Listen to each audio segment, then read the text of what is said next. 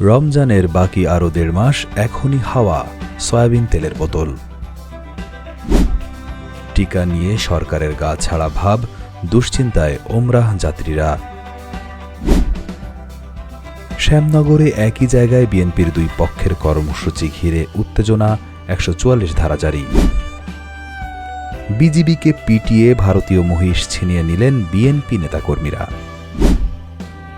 Trump মোদির বৈঠকের আয়োজনের চেষ্টা করছেন ভারত ও যুক্তরাষ্ট্রের কূটনীতিকেরা। শূন্যরেখা থেকে ১৫০ গজের মধ্যে কৃষক ছাড়া অন্য কারো প্রবেশ নয়। ১৭৮ বিডিআর সদস্যের মুক্তি পেতে পারেন আগামীকাল। বেক্সিমকোর কারখানা খোলার দাবিতে ফের শ্রমিক বিক্ষোভ, বাস ভাঙচুর, অগ্নিসংযোগ। মোবাইল ও ব্রডব্যান্ড ইন্টারনেটের খরচ নিয়ে সুখবর। লবণাক্ততায় পানির উৎপাদন কমছে, চট্টগ্রামে পানির সংকট।